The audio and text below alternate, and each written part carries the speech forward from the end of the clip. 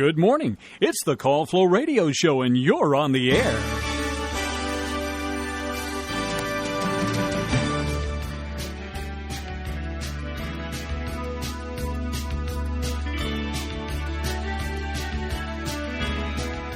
Well, good morning, everyone.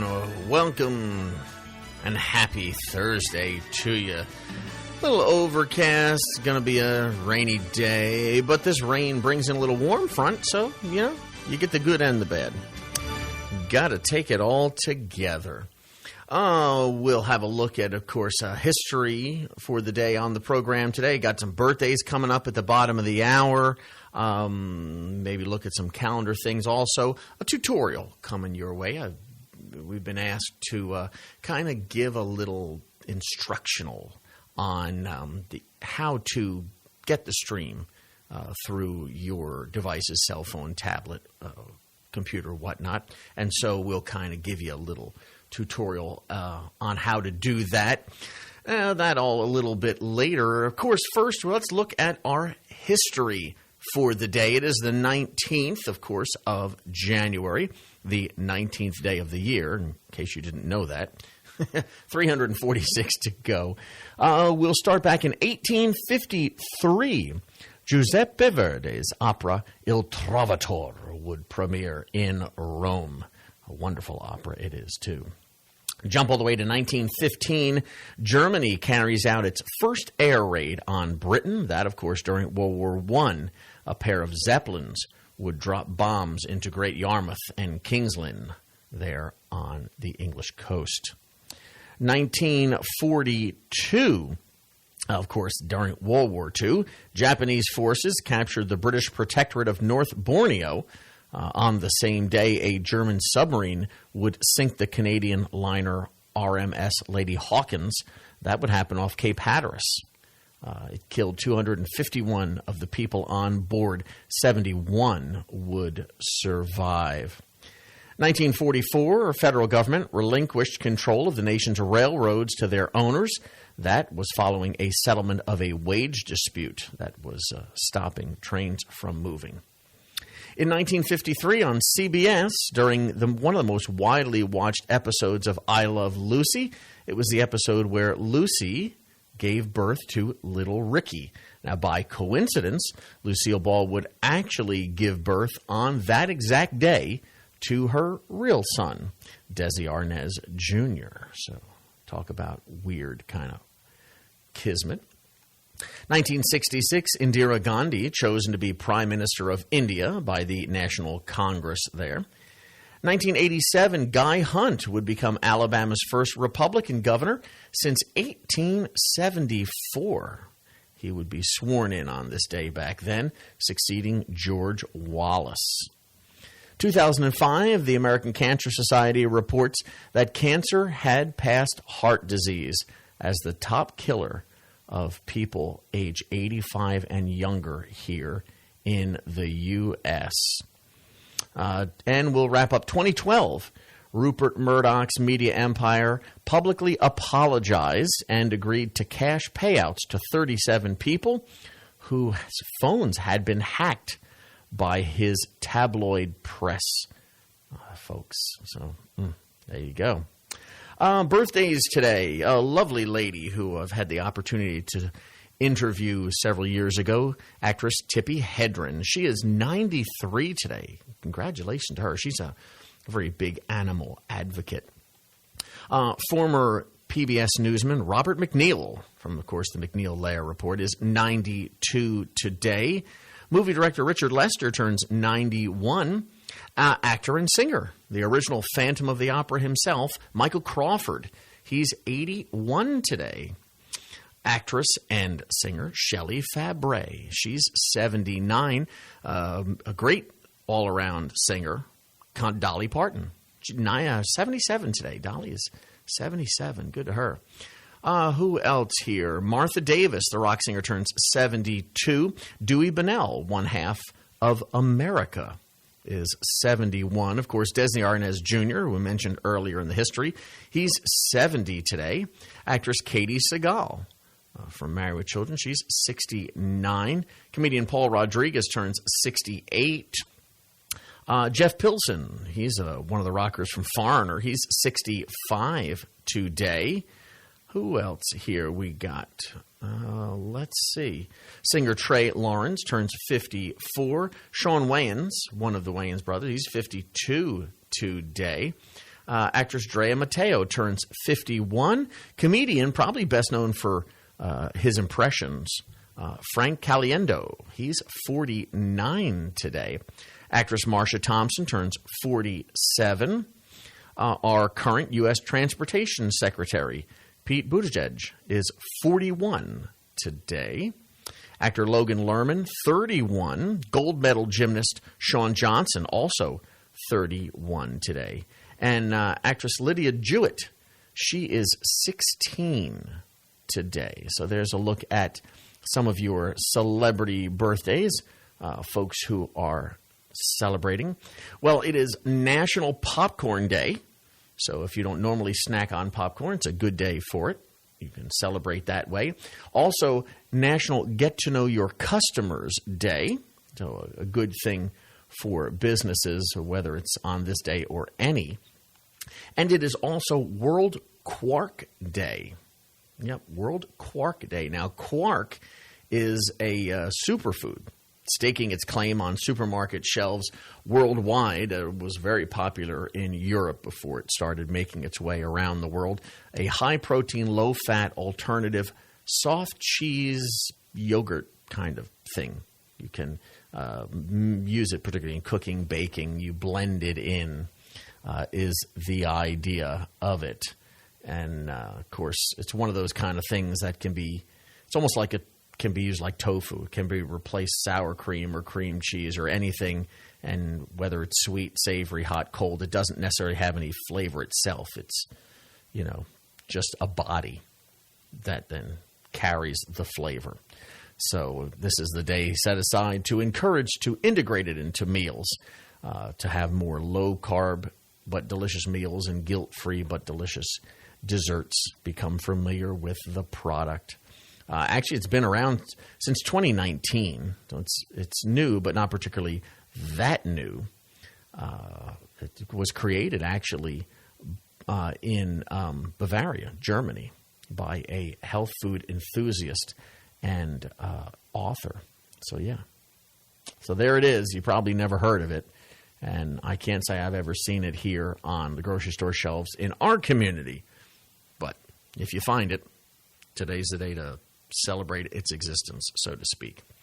Anyway, other than the things we've got for you, it's an open mic day, and you can call and talk about whatever you might want to talk about in between. 434-394-0924 is, of course, the studio number, 434-394-0924. All right. Well, let's talk a little bit about streaming.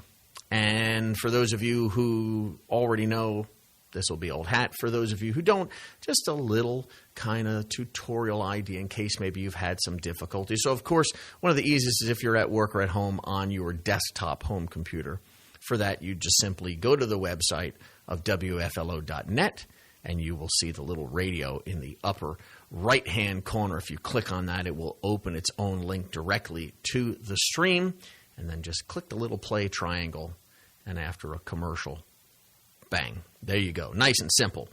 Now, you can, of course, do that as well on your smartphone, your tablets, whatever other handheld devices like that you have.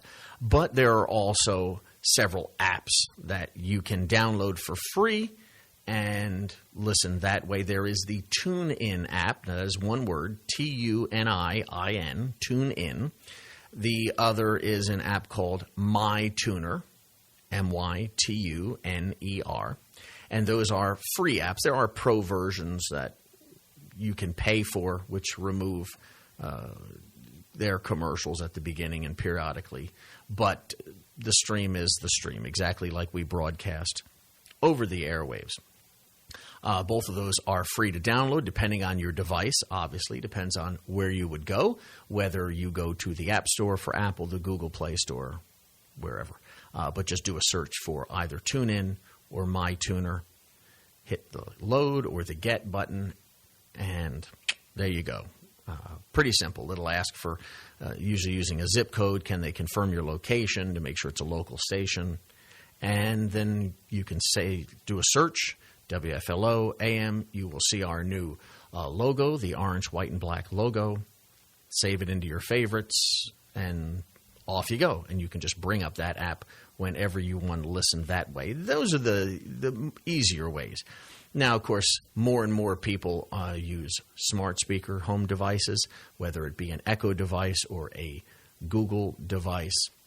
I won't mention their specific names because then they will respond, and we don't want to do that, set people's devices going off. There are different ways depending on the device you use. Some you can load apps to, those same apps that you would load on your phone. Some have their own type of skills. They're not apps, they're skills, and you have to load those from the app that you use to control the smart device. And you would do a search within that control app of the skills or the things available to you. And from there, then you would either tell it to play or open WFLO, and it will bring up the stream for you there and play it until you tell it to stop, basically, as simple as that. So, of course, you either have to have one of those devices, and if you do, then you need to have the app, the skill is setting. Now, I can tell you if you are either if you have a Google device or an Echo device, and you had previously listened to the WFLO stream, as long as you had not removed those controls, they will still work for this new stream because it is still the exact same company that was used before and is still WFLO.net. So if you had those previously, you should be able to bring them up with no real problem. If you have not, then, again, you will need to, if you already have the device, load the control, and, of course, then off you go. So, basically, it's that simple. It's really not complicated. In your cars nowadays, if you have one of the new cars,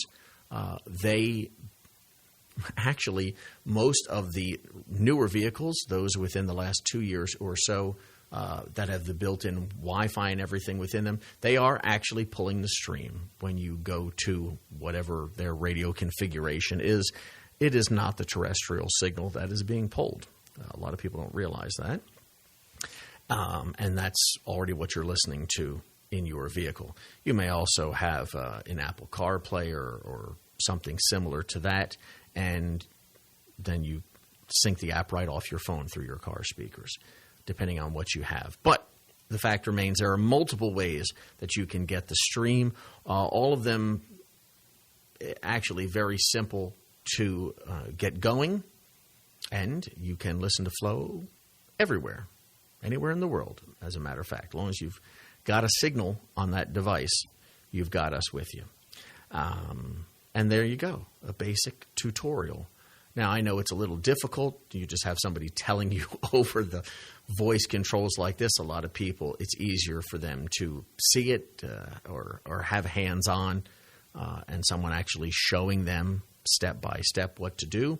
But, of course, we're recording our call flow, and so this podcast will be posted. And so you can, of course, also then download the podcast if you're not able to do it right now, and can follow then the instructions I've just kind of given you at any time at your convenience, and set your device that way. So hopefully that helps some folks where they may have been having issues on how to get the stream onto their device or through their smart speaker. Yeah. So there you go. All right, we have got about 6 minutes before we get down to the bottom of the hour, of course, at that time, weather, and got a pretty decent list of birthdays for you as well. Otherwise, just have some information for you. And actually, I've had this for a couple days, but we've been busy and other things have been going on, so I hadn't brought it up. But when we had that little warm trend the other week, of course, the birds were out a lot, and was seeing a lot of the woodpeckers. I've got a lot of woodpeckers around. And so I found some interesting information on woodpeckers for you. But we've got a call coming in, so I'll hold that and share it a little later. Morning, you're on the air. Chris Brochon, top of the morning. How are you, Barry? I'm doing fine. How are you? Oh, good, good. What's the latest on France? He's doing much better, doing well. Let's see. So the meds and all that they had and everything seemed to be working. He isn't losing any more weight. He's actually started to finally gain a few pounds. So things moving in the right direction there. Well, good. Yeah. Hopefully he'll be back someday. Yeah. Oh, well, yeah, we'll hope so. I mean, the biggest thing is obviously, as you've heard, if you listen to him on Saturday, his show there, his voice does not have the strength that he had. Now, of course, some of that is just like anything else when you're not on the radio all the time and don't use it, those muscles. But the biggest factor of that was the weight loss that was happening, and the loss of weight in his throat has affected his vocal cords. Sure. Hopefully that will continue to improve. We hope so. Of course, like I said, and that's going to take longer before you would hear him in here doing call flow, because it's a lot of talking, obviously. It would be maybe doing smaller things and some commercials and stuff like that before you would hear him in here. Yeah. Have y'all got a chance to talk to Henry yet? No, as a matter of fact, not talk to Henry directly, but planning on a thing like that. And so once we finish the little setup here, when we're going to do what we're going to do, then have to get up with Henry. I got you. Yeah. I got you. And where are y'all with FM right now? Well, you still have to acquire a station. The hope is still that the one that we are looking at and initially speaking to the people who currently have it, if all that can be worked, and then you've got to deal with FCC. Best case scenario would be maybe this summer, right. June, July. But it's just too early to really say. Right. Yeah. Yeah, because on days like today, cloudy weather, rainy weather have an impact on AM. Oh, yeah. Especially in my area. Well, yeah. Oh, well, they have an impact on AM, period. Okay. Yeah. No, it's the radio wave itself. Right. It's AM and FM are very different types of waves. Sure. And there are a lot of things. Weather has always been a factor. The biggest problem that comes more with AM now is the increase in cell towers and right. the low band spectrum where AM is being used with cell communication and the low end microwaves and radio waves and things like that. Sure. So there's a lot more interference now than there used to be. Well, we're hearing you're pretty good, but not like on a clear sunny day. Yeah, no, and it does have a difference where AM waves, the moisture can cause it to bounce. Sure. So. Sure, absolutely. Yep. Well, y'all continue the good work. You're doing a great job of what you have got, and we're thankful for that. We're glad to have y'all back, and y'all continue the good work in your efforts of moving forward. One step at a time, All right. Have a good one, Chris. All right. Take care, Barry. Bye-bye. Bye-bye. Fran is doing well. He's got actually his doctor appointment today. They're doing the MRI today to check on some things and make sure that what they know now is what they know and that all that is good. And so hopefully we'll find out. I doubt we'll find anything today, of course. Have to, look at the scans and everything. But we'll have an update when we do know, because I know there are people concerned and just want to know how he's doing all in all and keep touch on him. We've got about a minute and a half before we get down to the bottom of the hour. Since that time's so short, I will hold off on that information, the stuff on woodpeckers. Let's see. We got another call here. Morning, you're on the air. Good morning, Chris. Hey, Mr. Amos. Well, I'll do it early. Happy birthday. Well, thank you. You're welcome. Yeah. Well, I understand you leaving us. I don't plan on moving. I don't mean moving jobs. Oh, well, I mean, there's the possibility. You know, we do have we are bringing some new person in, and you'll be hearing some new voices in the air. So yeah, things will change a little on what I do. Well, you know, I hate to see you not being there. Well, you still hear me, just maybe not exactly what you hear me now. Oh. Yeah, we're just gonna probably change things up a little. That's all. Well, I know my daughter called in yesterday, and she wanted to put my birthday on, and I really don't appreciate the way John stayed and acted ugly to her. Well, I mean, I don't know any. I'm sure she must have just caught him while he was in the middle of doing something, because he would have been here by himself. Well, she had been sick for over 2 weeks with pneumonia, and she got there, and I don't know. He said, "Well, we don't know how to do that, so you have to do it by email." So you can't call it, yeah. Well, we do. I mean, everything is pretty much email and postal because it's just John and I. So a lot of times we can't even stop to get to the phone. So that's why we don't encourage that. Well, see, a lot of the people, the older people, they don't know about the email. I don't. Well, yeah, but they know the postal service. I mean, postal service. Well, mail, yeah. I mean, I understand there are last minute and it forgets, and of course, we can if we want. But the other thing we did set up to help with that, because of course we knew it was going to be very difficult, to grab the phone anytime it rang. We, either if we're on air in production, you can't.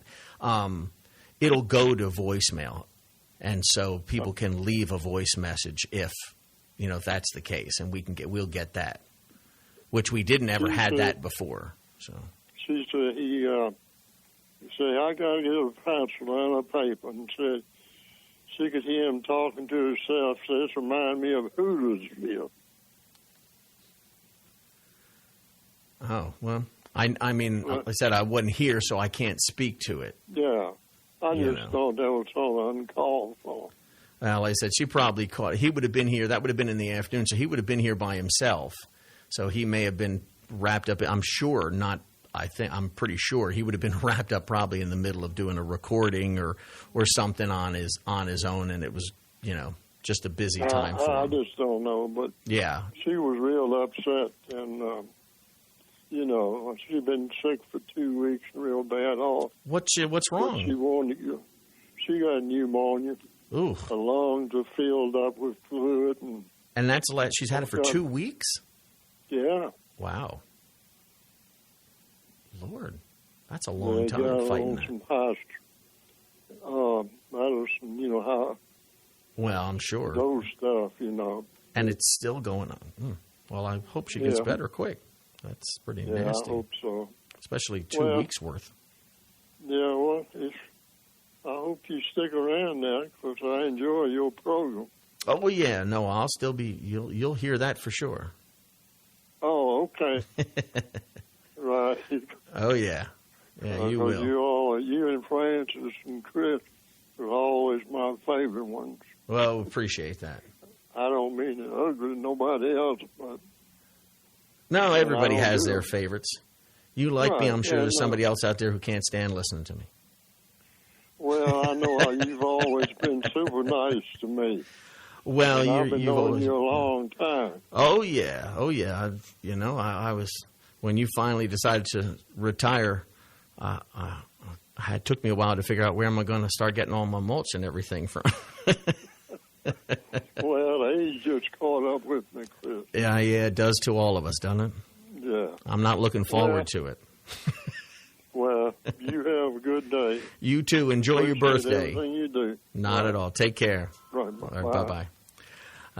When Mr. Emissary, of course, I got his name on the list, but figured since I had him face to face, I'd wish him a happy birthday. And I will reiterate that, I know for a lot of people, they're thinking everything, was just like it was, and it's just not.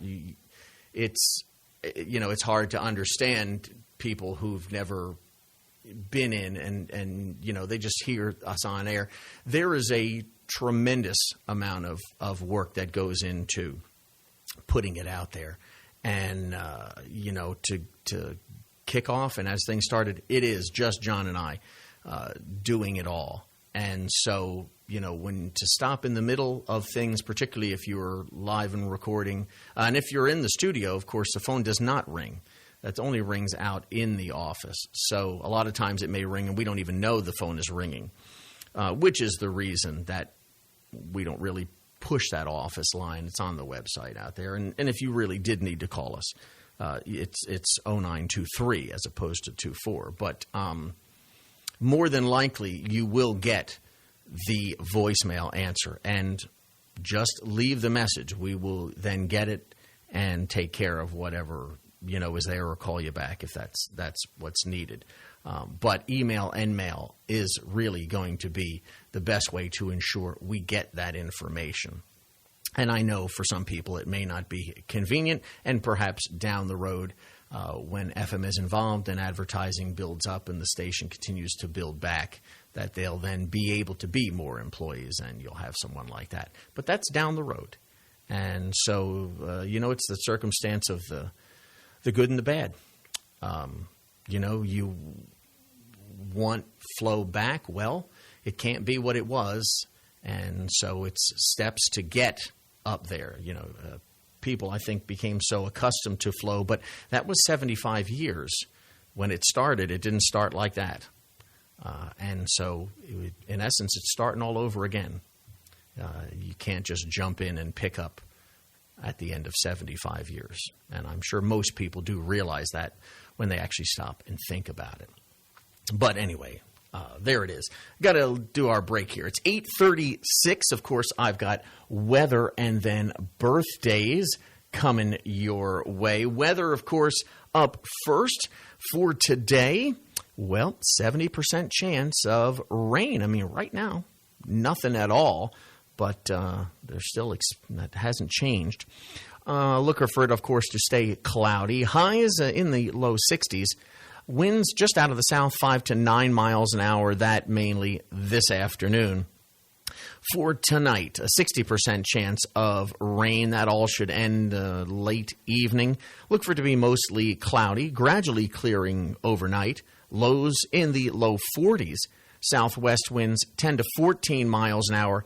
Gusts as high as 22 are possible. We'll finish the week tomorrow sunny, highs in the mid-50s. Westerly winds 11 to 17 miles an hour. Gusts as high as 29 possible. Clear Friday night, lows in the upper 20s. Now for your weekend, sunny on Saturday, highs around 50 degrees. Increasingly cloudy Saturday night with lows around 30 degrees. Rain comes back on Sunday, 70% chance. That all mainly in the morning, expected to probably finish around noon or so. Cloudy on Sunday, highs in the low 40s. Then Sunday night, 60% chance of rain coming back, lasting till the early morning. Mostly cloudy, lows in the mid-30s. Right now, not much change at all, really. Humidity still 97%. Barometer still 29.97 inches. Still no wind at the moment. We don't have any precipitation falling right now here outside of the studios, but we are still looking at 43 degrees, the current temperature. That, of course, is right here in downtown Farmville, outside of the WFLO studios.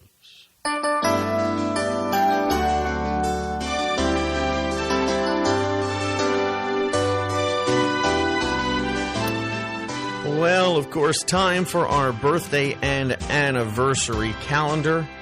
I take a precursory glance at the list, and I see it's all birthdays that we know of for this 19th day of January? Well, of course, first up, just had him on. I want to wish Mr. Amos, William Amos there at Farmville, a happy birthday today. Also, Sam Rabin's got a birthday today. Happy birthday to you, Sam. Some folks that we know of over the Crewe Burkeville area who are celebrating today: Connor Crenshaw, Douglas Fisher Sr., James Rice, and Brooklyn McClure, all celebrating birthdays from the Crewe Burkeville area today. And that is the birthday list, at least the ones that we know. I'm sure there are folks out there who are celebrating a birthday or an anniversary that we don't know of, and we wish you a fantastic day as well. Or as Henry say, a fantabulous day. And that is a real word, actually. He didn't make it up. It's a real word. Don't forget, if you want to get those names to us, you can email them to birthdays@wflo.net or mail them to WFLO, 217 West 3rd Street, Suite 2. That, of course, is Farmville 23901. And we will get those names on the list and then let everyone know who is celebrating. Got another piece of business here I need to take care of before we get back to the calls and the information. Remember that number, 434-394-0924. Be right back. Hello, I'm Stuart Wilborn, manager of the Bank of Charlotte County Loan Office in downtown Farmville. With over 30 years of banking experience, I'm here to help you finance your commercial, agricultural, or personal project. Give us a call at 391-1136 or stop by our downtown office at 216 North Main Street, where you'll find old-school personal assistance with attention to detail. The Bank of Charlotte County, giving you more for your banking needs. Member FDIC and Equal Housing Lender. Well, thank you, Stuart, and there we go. We've got 19 minutes left to go on the program. If you want to give us a call, well, woodpeckers. I was talking about the woodpeckers. They're one. I love to watch the birds anyway around the house, but the woodpeckers are fascinating creatures. And now, you might know why they peck wood, but I bet you don't know all the reasons why they peck wood. So some interesting facts. Now, of course, most people probably know, and if they don't know, they assume that the woodpeckers are pecking the trees for food, when that's very true. They, of course, live on the wood boring, or some of the insects that aren't even in the wood, but on the trees, larvae and ants and whatnot. Of course, they also build their nests within the dead trees, so, they also get them. But most of the time, when you hear woodpeckers drumming at trees, as the ornithological phrase is, it's actually claiming territory. It's to announce that this is my territory, go somewhere else. The ones that particularly hear all the time where it's this rapid succession, and they do it off and on multiple times. Sometimes they can go for weeks or months even. That is claiming of territory, is what they're actually doing, more so than hunting for food or making a hole, for a place for a nest. They're actually claiming the territory before they ever begin. Making the nests, they don't do that huge rapid succession. It's a much slower pace. So that's what you normally hear. And it's pretty remarkable when you look at the numbers. A woodpecker can hit at the force of 1,400 Gs. You heard of Gs like when rockets take off and things like this. That is 14 times greater than the amount that will cause a concussion in a human being. Yeah, it's only 100 Gs can cause a concussion. 14 times more. But they're well adapted for it. You would think that, it would do something to their little brains or something in there. Their skulls are amazingly thick, and their brain is specifically encased in this absorption fluid because of that frontal impact. Also, the lower part of their beak, you probably never get close enough to see it, is longer than the upper part. So that actually strikes the wood first, and transfers all of that energy into just the lower jaw. So it's not going to the top of the skull, it's going down into the lower part of their skull. It's really like a carpenter tool. It's pretty amazing. Of course, they have a very long tongue, too, which is how they can get into such a little hole to get the food, because you figure if they squeeze their beak in there, how do they open it, right? Well, they don't squeeze their beak in there. It's a tongue. It's long and sticky, kind of like a frog or toad, but it's also barbed at the end. And that's how it usually, particularly like ants or other tree insects, beetles and things, it's those barbs that grab it and pull it through that little tunnel that they've made out of the tree. That is how they extract it. It's pretty cool. Most of what we see around here are your typical red-headed woodpeckers. But there are downy woodpeckers and hairy woodpeckers. So you've got lots of different kinds all throughout the South. Of course, they're year-round. They even though they do migrate a bit from Canada all the way, through the U.S., they don't migrate like most birds do. They can tolerate a lot of the winter. And not all have that red patch, of course, that we normally see around here. Those are particularly a type of downy woodpecker. Most hairy woodpeckers don't have that red patch on their head. And, of course, if you want to feed the woodpeckers, suet, suet cakes are particularly good for feeding woodpeckers if you want to bring them down to feeders to see them, or just the black oil sunflower seeds. That's usually stuff for feeders for woodpeckers. So some interesting stuff there on woodpeckers. Like I said, I was noticing some of them. Every now and then you'll see some of the young, which are really cool because the patch of red on their head is really light and it gets darker as they get older. Fascinating creatures. All of the creatures are fascinating in some way or another, even the ones that are freaky and scare us. But when I was hearing the woodpeckers the other day, I got curious and did a little research. And so there you go. Now you know a little bit more about woodpeckers in case you didn't know. Morning, you're on the air. Well, they obviously didn't want to be on the air. That's okay. Not a problem. Do have some news for you. Actually, this one out of the UK. King Charles has asked profits from a $1.2 billion estate wind farm that actually belongs to the Crown. A deal has been made for power there. All of the profits that come from it go to public good. He doesn't want any going into the royal coffers or to any member of the royal family. This was confirmed this morning from the Crown Estate that the lease agreement was signed for 6 offshore wind projects, a windfall for a normal territory. And all of that money will not go to the monarchy whatsoever. All of the profits from that will go to fund public works and help out public organizations and nonprofits throughout the UK. So that's nice to hear. Morning, you're on the air. Good morning. I was enjoying your talk about woodpeckers. Yeah. I make my own block for them. I'm a vegetarian, suet? And okay. I don't feed them suet. Yeah.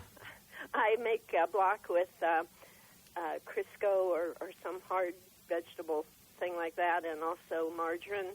And then I add peanut butter and seeds and corn and oats. They love it. Yeah, any kind of fat like that is, exactly perfect to use to make your own suet cakes. Yeah. I think you could probably even do. Remember as a kid, you used to take like pine cones. Yep. And coat them with peanut butter. That would probably be something as well, because they would probably love to shove their beaks in there and get the seeds and stuff out of I'm there. sure you're right. That'd be a little simpler than doing the cooking project, but I don't mind. I don't do it all that often. I make big batches that last me at least a week, sometimes 2 weeks. Yeah. I've got feeders and bird houses. Well, I encourage them. I have bluebird feeders, particularly in my orchard. To try and use the birds to naturally keep down on the insects and stuff. I don't like to spray unless I really, really have to. But I've even stopped unless there's a dead tree that, might damage something if it comes down. I don't cut them down anymore. I'll wait till they come down on their own, so the woodpeckers have them to get at the insects that are in there, the beetles and whatnot, as well as nesting places. Yeah, that's fabulous. You're working with them, aren't you? Oh, well, I mean, they're just fascinating creatures. I mean, the woodpeckers alone fascinate me, but any of the birds. I've even just put up owl boxes. I found plans from Cornell University. And I would suggest this anybody, if you've never checked this out, it's the Cornell Ornithological site. Just do a Google search. And they actually not only have information on every type of bird wherever you live in the country, but specific bird houses from everything from little wrens to, barn owls, and plans on how to build them and exactly, where you should place them and things like this if you want to help, bring the wildlife and the birds back into your area. They're fantastic natural pest control. Have you seen an owl using your house? I have not. I hear him.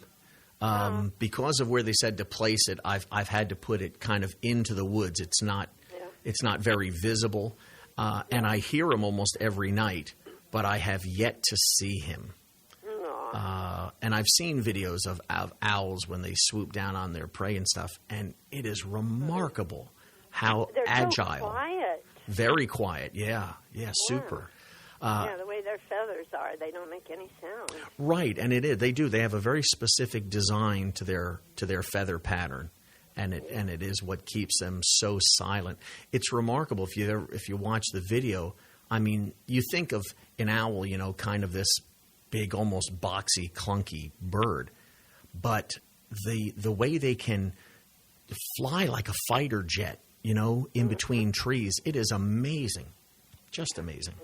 It is. And I would say those trees that you're leaving standing, I'm imagining some of those critters are using those for homes as well. Very not possible. Just eating. Yeah, very possible. Yeah, I've seen flying squirrels that like those a lot. Oh, wow. Now, I haven't seen any flying squirrels around the house. I have noticed I've got too many trees, but there's fields across the road from me, and I have noticed falcon that that see from time to time flying low in the field. So I guess he's looking for field mice or something. Yeah, I imagine. Yeah, the birds are just fascinating creatures. They are, and so beautiful. That too. You get to learn the markings. I have binoculars on different porches and several, bird books, because new ones will show up all the time, and I'll go, now what kind is that? What is But it's wonderful when you see species you've never seen before. Last year I had so many evening grosbeaks. Oh, yeah? And, just an enormous flock, and they kept coming, but they didn't look healthy, and I haven't seen any this year. Oh, hopefully they're okay. Didn't get into something. Yeah. The only time I usually I have a group of sparrows that come around a lot. They've been nesting in the barn. And then the grackles, when the grackles make their migration, probably because I have a lot of oaks and the acorns, and the grackles that will flock in, and boy, you can hear them in the house. They get together in the trees and make such a racket. I was outside early morning. Sun was up, and it was a couple weeks ago. I'm here in Buckingham, and I heard this noise, and I thought my neighbors were using some kind of a power equipment, not loud, but, loud enough to notice. And all of a sudden, there were thousands of grackles flying over. It was them. It was their wings making that noise. They do. And it went on for 5 minutes. That doesn't surprise me. They migrate in huge clusters. Boy, it really is remarkable. Yeah. I know some people don't like them because they are. I think it's just because they travel in such huge numbers that with other smaller birds, when they do come, they can be kind of bullies, kind of like the jays. Although I won't ever see the jays mess with the woodpeckers. If the woodpecker comes down, they will back off from a woodpecker. But yeah, it's amazing. I see sparrows and wrens, and occasionally we'll get an oriole coming through. I tried to attract them with special Oriole feeders. I never get Orioles. No, same here. I did the same, and it was so rare that I just that's okay. The finches are beautiful, the purple and the yellow finches, which don't get to see too often either. Oh, really? Really? I don't see as many yellow. I see more purple finch than I see yellows, but every now and then I'll get a yellow finch come around.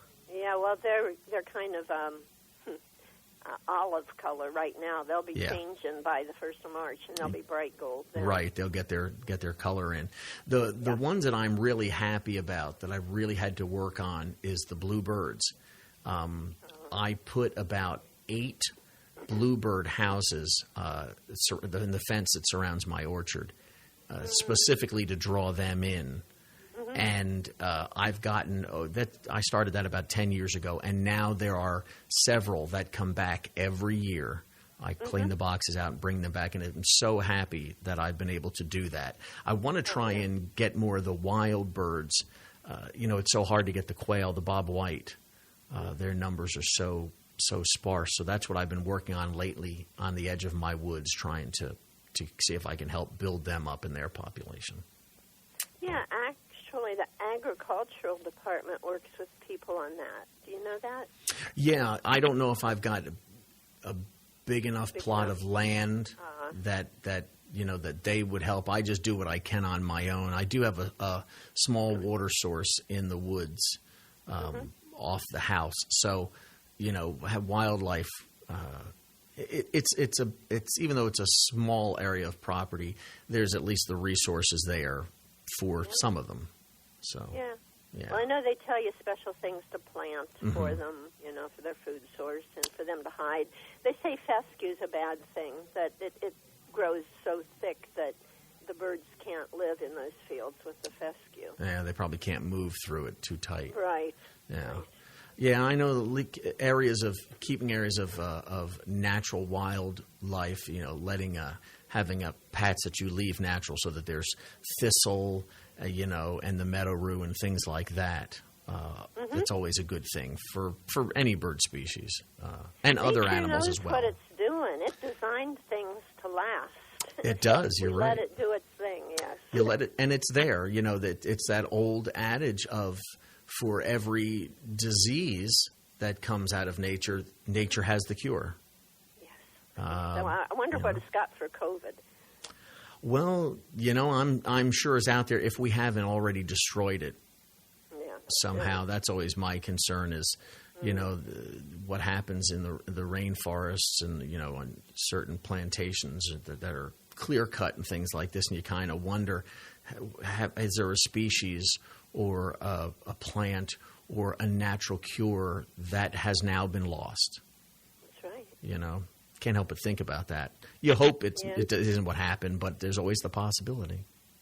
So. Yeah, well, we are pretty greedy as a species, as humans, and using up so much area that doesn't need to be destroyed, but because of our need to be the top dog, we continue to destroy it, and we're killing ourselves in the process, unfortunately. Unfortunately, we are. I don't think sometimes people realize the self-harm That's it. that we do, and we do that stuff. I think it comes from an adage from an older time when people had this mentality of, man had dominion over all beasts.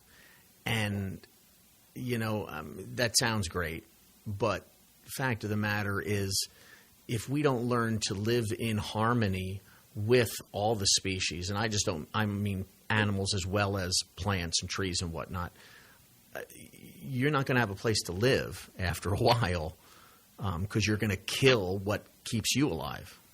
That's what Pogo said. We've met the enemy. And it is us. That's right. That's right. And that's decades ago, and it's very true today. Sure. Well, I appreciate your call, and always it's fun talking to with talk. you. Thank you so much. Take care. You're welcome. You too. Bye-bye.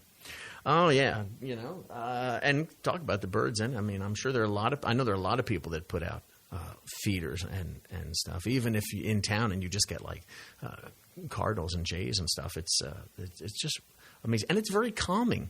Studies have been done, to sit and watch the birds. If you're going through a stressful period, something like that can help lower your blood pressure. It's like having a dog to pet or a cat in your lap, or kind of same kind of idea.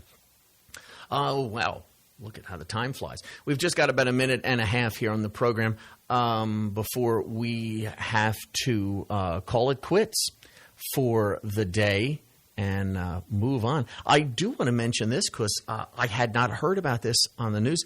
Authorities come out to actor Julian Sands, who most people probably know he was nominated for Oscar, Room with a View.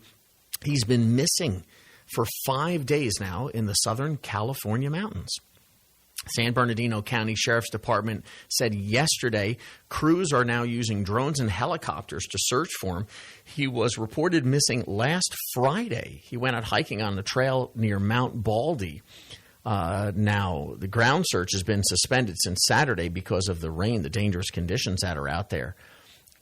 So, of course, he's been another Arachnophobia, Naked Lunch, Leaving Las Vegas, had major film roles, but been missing for 5 days, and they are now really afraid of what may have happened to him. So hopefully he will be found safe. But who knows? So actor Julian Sands missing now 5 days. Well, that's going to do it for today's edition of the Call Flow Radio Show. Hopefully we've helped some folks today and given you some fun information. As always, appreciate your calls. Tomorrow, wrap up the week. It's Friday. You can give us a call and have a little fun. John will be in with me, and we'll try and add a little humor to the end of the week and kick off the weekend a little bit early. Speaking of John, he'll be coming up with you after your news here at the top of the hour. Thanks. Talk to you at noon. WFLO AM 870, Farmville.